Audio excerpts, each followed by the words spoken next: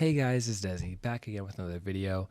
Thank you guys so much for 200 subscribers, and as promised, here is part 1 of our photocard collection. Me, my fiance, and her family are big into K-pop, and throughout the years, we have accumulated quite the collection. If you like this video or would like to look at some of my previous reactions and concert footage, please take a look at the playlist in the description and on the main page of my channel. And without further ado, let's go ahead and get right into the video. Alright, so the first group we're going to be taking a look at today is BTS. Now, BTS was actually kind of our gateway into K-pop, and my very first time actually knowing who they are was we had prom in the city, and BTS was actually having a concert there. And my fiance, she made a joke at the time where she was saying, hey, we should go see BTS, because her sister was actually the first one of us to get into BTS, so she knew who they were, and she said they were having a concert there. And little did we know that this was, since this was before the pandemic, that BTS wasn't going to be able to go on tour anymore after that, because that was kind of like their last stop before they released everything during the pandemic. So she made that joke, and then once we got into them around like later 2020, we were like, man, we really should have just skipped prom and just went to that BTS concert, because let's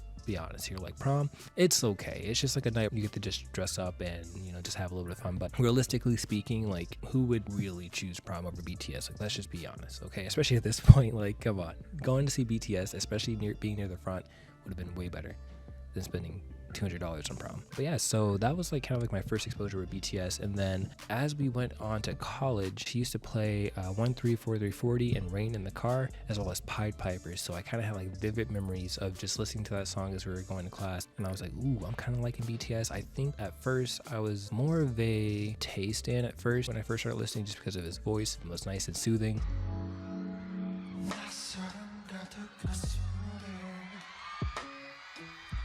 And then I kind of became more of a Jimin enthusiast, which I had to fight her mom for now, because I said I like Jimin first, but it's up for debate. If you let her say it, then maybe she'll say she liked Jimin first. But after like we were going to like our classes, and this was more so think around wintertime, early 2020, I used to hang out with her family while she was at work and watch Bon Voyage with them. That was kind of where I got a little bit more, I guess you want to say, like into BTS, because I didn't really know them before that, but that was kind of like a little bit of their content that they had going on at the time. So being able to watch them and watch them have fun traveling the world, just hanging out with each other, that was really cool, and got me more into them, I guess you could say, rather than just like listening to their music. It was just watching them be normal people. I really like that. So watching Bon Voyage was definitely like one of my favorite things to do back then. So then after that, Mott 7 ended up releasing, and that's when I really believe that Black Swan, when that came out, I think that was just like my favorite song ever. Like, I think still to this day is probably still my favorite K-pop song of all time. It was just so different. The piano, the violin, the 808s, like my man P-Dog, he went absolutely crazy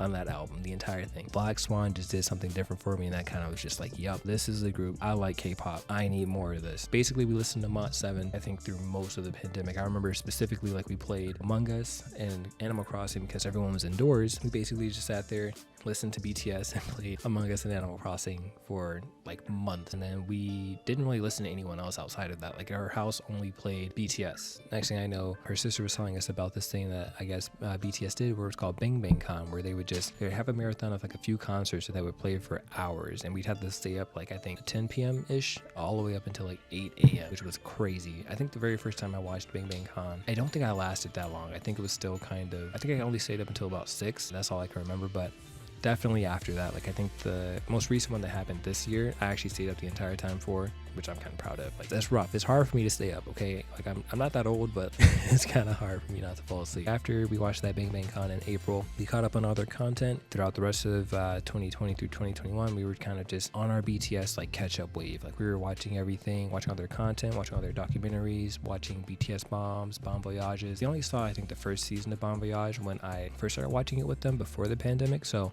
we were able to watch the rest of the content together after that. Fast forward to 2022, we were able to go to Lollapalooza and see J-Hope on the big screen right after his Jack in the Box release, which was really, really awesome.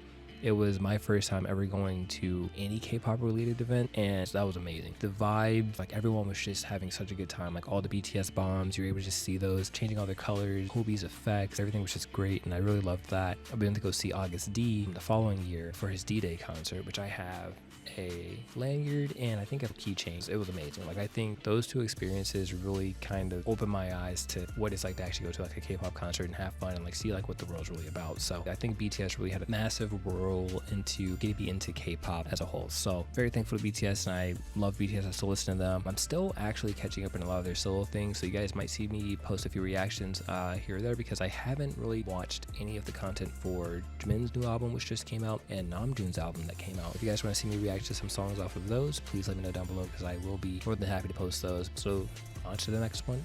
So next up we have Taemin and Super M. So around the end of December of 2020, they decided to start watching some award shows just to kind of expand our palette. And there was one particular performance that kind of had them, I guess you could say, gag. There was one performance that kind of stood out to them, and it was none other than Taemin performing Criminal. Now, to be honest, I didn't even watch this performance when it happened. I only found out about this later because we were going through a random K-pop music video playlist, because once again we were trying to branch out and find new artists to listen to. We stumbled across Super M's Jobbing, and we were going through the video, and at first we were kind of just like, okay, this is a song. So we were watching a little bit closer, and then her sister looks and she goes, wait, is that Taemin?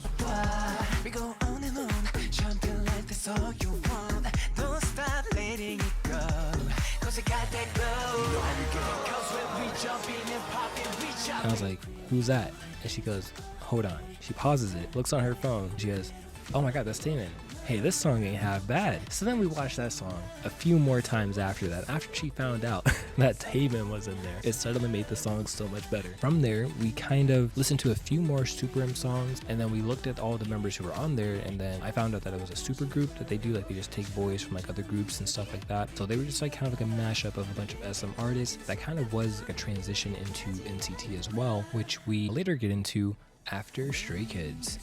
So now for Stray Kids, we actually got into them the same exact way by using that random K-pop music video playlist. I talked about this a little bit in my Chick Chick Boom reaction. If you guys would like to see that, the link to that is in the description below. Basically, we were going through that playlist and Backdoor popped up for us, and I believe this was around mid 2021. Even though the song came out in 2020, we didn't find out about it until about a third of the way into 2021. So we were just watching the video. It's decent. This is a good group. And then next thing we know, we got Felix decided to come on screen and do his little make him say wow wow wow part with his super deep voice. We hadn't heard anyone with a voice like that in K-pop, so we were just like, whoa. We like paused it and just like looked at each other. It was me and her sister. We just looked at each other like, what the heck was that? That was pretty sick. I don't know who this man is, but that was cool. So we just listened to the rest of the song, and then we played it again. We showed my fiance, but she felt the same exact way. We were like, what? We had to look into them more, of course, because, you know, after hearing something like that, you gotta see if it's just like a one-time thing where they have them do that, or if it's just actually how this idol sounds. Cooking like a chef, I'm a 5-star Michelin. Welcome to the Stray Kids Hot Mega Verse.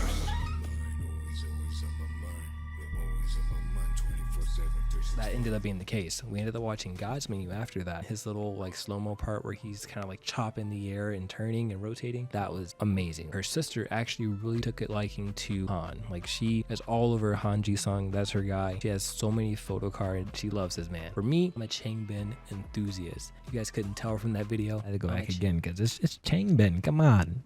I can't skip my voice. The way that his flow just rolls. That's my bias for Stray Kids. He can rap, he can dance, he can sing, as I found out in the Lose My Breath video recently. I didn't know that man could sing like that. So the fact that he can sing too and rap and dance, he's awesome. I don't have that many photo cards of them. As you guys can see, I don't really have many Stray Kids photo cards, but my fiance and her sister, as well as her mom, have way more Stray Kids photo cards. So that's mainly what you guys are seeing here. But that's kind of like how we got into Stray Kids. So next up is NCT, and this includes 127, U, and Dream, as well as their WayV counterpart. First song I heard from 127 was actually Sticker. It was a very interesting song because of how abrupt it starts. It actually took a little bit kind of like grow to like that song, but after watching and learning more about NCT, I kind of love it now. It's kind of like one of those love-hate relationships with this song, but it's also kind of fun just to mess around and just play every now and then. Same thing with Two Baddies, but Sticker was the first song I heard from them. Later, as we kind of learned a little bit more from them, my fiance and her sister and her mom actually got an NCT before me, and I remember Kick It and Make a Wish. Make a Wish kind of grabbed my attention because I was a huge Shotaro stan at first, just because of his little part in Make a Wish where he goes, you should make a wish. I'll take you anywhere. Make a wish. I take you anywhere. That was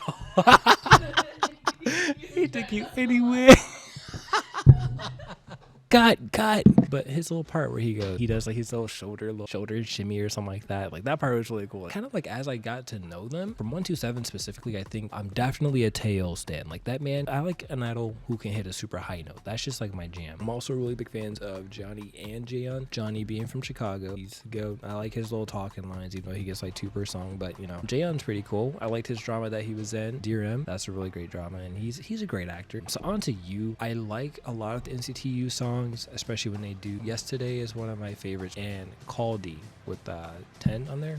Great. NCT definitely went up the ranks as one of my favorite K-pop groups just because of like the amount of versatility that they have with their song selections. So we can talk about Dream as well. Dream is probably the one subunit of NCT that I listen to the most, and I've actually seen them at their concert here in Chicago. It's kind of funny how we got into Dream. It was actually more of a watching her sister open up 7 hot sauce albums to get a Renjun, to which she did not. She ended up having to go online on eBay to get this photo card of him. And then I think afterwards she bought more albums and she ended up getting Renjun afterwards, but it was like a different version from the one she bought. So I guess that was cool, but like that was like the first time I ever heard about Dream because of how many albums. But like my first time listening to them, like really getting into them, I guess you could say, was when Glitch Mode came out. That was when I realized that something deep inside of me was just like, yo, Jino is so freaking cool.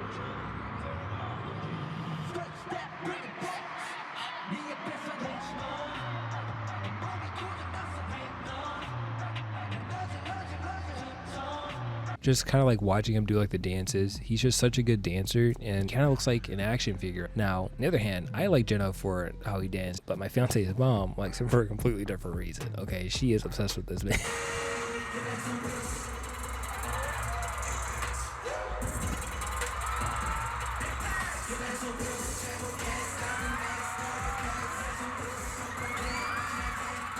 As you can see from all of her Jeno photo cards here, that she won't let me take because, you know, she's a Jeno stan too. But anyway, to continue with Dream, we basically went to go see them in concert, and we went to go see them in concert, and it was actually my first actual K-pop concert that was inside of an arena, just because the first time we went to go see Hobie, that was at Lollapalooza, and it wasn't really, I guess you could say, like an official K-pop concert, but the Dream one was actually really cool. And if you guys would also like to go see, I did post a lot of the videos from this concert on my channel, so if you go down to the description, I have a playlist set for the Dream concert as well if you guys want to see that. So we're also looking forward to seeing Dream again at the end of this year, just because they were just so good. Overall, I love Dream, and I think that they're my favorite NCT unit. And then wrapping up the NCT multiverse, we have WayV. WayV kind of came out of nowhere. It happened at a weird time. So originally in 2020, like summertime, we were still listening to BTS. I was using Tidal at the time instead of Spotify. It had like a little playlist where I had my BTS songs in there, and it did like a random shuffle. So it added in like other groups. Love Talk came on. And I was like, yo, this is pretty wild for a K-pop artist to be saying. Right. You can put a country on a map, ain't run it back. You gon' have me running laps. I just want you to make it clap. Touch me, teasing, Korea. Touch me, teasing, Korea. I showed it to my fiance and her sister, and they were like, yo, whoa, what are they talking about? This song is kind of, and little did we know we were going to end up loving them. Moonwalk was, when I started listening to that, I think I had that on repeat a lot. And that was around the time that I kind of got into more NCT U songs. So yeah, I didn't really listen to like much WayV at first. I listened mostly to NCT U, but recently they have a song out called On My Youth, like that whole new album. I liked that, and I like anything that usually the guys from WayV are on, but they are doing NCT U projects. So definitely want to take a look at more of WayV's older albums because I haven't really listened to them like that. I've only listened to like a few of their songs. So if you guys want to see that as well, let me know. I'd be happy to go ahead and react to those. All right, so that wraps up our K-pop photo card. Yeah. All right, so that wraps up our K-pop photo card collection reveal. Part 1. Part 2 of this reveal should be out shortly. Thank you guys again for 200 subscribers. It really means a lot to me. If you guys have made it this far, please leave a comment down below about how you got into K-pop. And if you guys would like to see more from me, please let me know down below. My name is Desi, and I hope you guys have a great rest of your day.